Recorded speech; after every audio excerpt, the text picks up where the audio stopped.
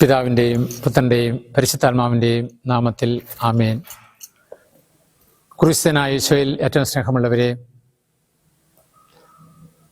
ഈശോയുടെ തിരുജനനത്തിൻ്റെ ജൂബിലി വർഷത്തിലെ വലിയ നോമ്പിലെ 40-ാം വെള്ളിയാഴ്ചയിലേക്ക് നമ്മൾ കടന്നിരിക്കുകയാണ്.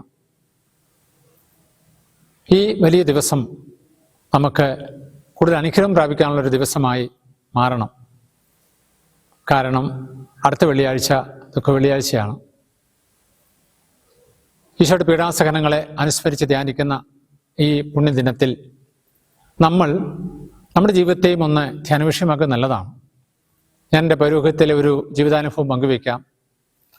ഞാൻ വർഷങ്ങൾക്ക് മുമ്പ് ഇരുന്നൊരു ഇടവകയിൽ എന്നും പള്ളി വന്ന നല്ലൊരു കുടുംബം. ആ കുടുംബത്തിൻ്റെ ജീവിത പങ്കാളി പെട്ടെന്ന് ഒരു അപകടത്തിൽപ്പെട്ട് മരിച്ചത് 40-ാം വെള്ളിയാഴ്ചയായിരുന്നു. ഞാൻ വിചാരിച്ചു അതിനുശേഷം ആ കുടുംബം തകർന്നു പോകുമെന്ന്. എന്നാൽ വിശ്വാസത്തിൽ നിലനിന്ന, വിശ്വാസത്തിൽ ആഴപ്പെട്ട് ഉച്ചതിനെ വിശ്വസിച്ച ആ കുടുംബവും ആ കുടുംബത്തിലെ അംഗങ്ങളും എന്നും മറ്റൊരു മുമ്പിൽ മാതൃകയാണ്. കാരണം വലിയ ദിവസം ഈശോയുടെ ആ കുരിശുമരണത്തിന് 40-ാം വെള്ളിയാഴ്ച തൻ്റെ ജീവിത പങ്കാളി ഞങ്ങളുടെ കുടുംബത്തിൽ നിന്നും വേർപിരിഞ്ഞപ്പോഴും അവർക്ക് ഉച്ചതിൽ വിശ്വാസമുണ്ടായിരുന്നു. അതൊരു കുടുംബത്തിന് അനുഗ്രഹമായി മാറുന്നവർ വിശ്വസിച്ചിരുന്നു. കാരണം മരിച്ചവർ ദൈവത്തിൻ്റെ അടുത്തേക്കാണല്ലോ പോവുക. അവർ ദൈവത്തിൻ്റെ അടുത്ത് ചെന്ന് ഈ ഭൂമിയിൽ ജീവിക്കുന്നവർക്ക് വേണ്ടി പ്രാർത്ഥിക്കും. അങ്ങനെ ഈ ഭൂമിയിലുള്ളവർ അനുഗ്രഹം പ്രാപിക്കുമെന്ന് ആ കുടുംബത്തിന് നന്നായി അറിയാമായിരുന്നു. അത് അക്ഷരശ ശരിയുമായിരുന്നു. പിന്നീട് ആ കുടുംബം കൂടുതൽ ഉയരാൻ തുടങ്ങി. ഒരുപക്ഷെ ഈ മരിച്ച വ്യക്തിയുടെ പ്രാർത്ഥന വഴിയാണ്.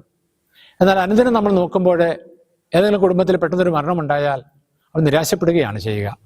പക്ഷെ അതിലും തികച്ചും വ്യത്യസ്തമായിരുന്നു ഈ കുടുംബം.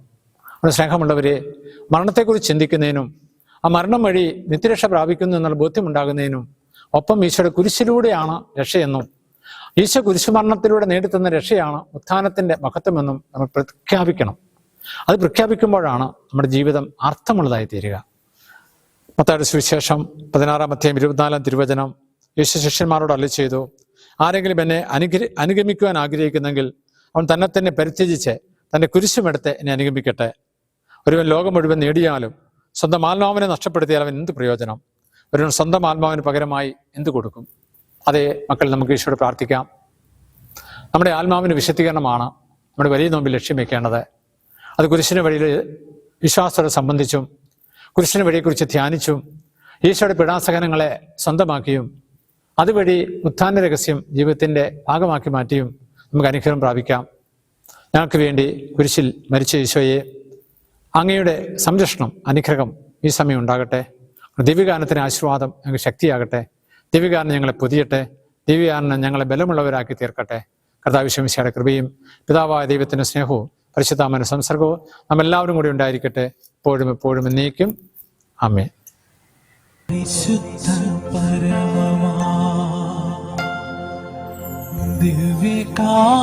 ദിവ്യകാരുണ്യമേ,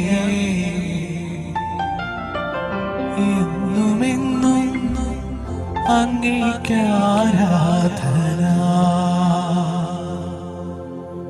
പരിശുദ്ധ പരമമാ ദിവ്യകാരുണ്യമേ,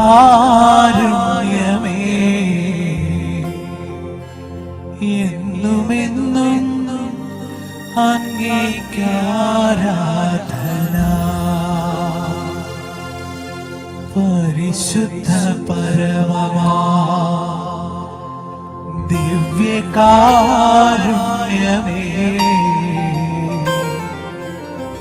എന്നുമെന്നും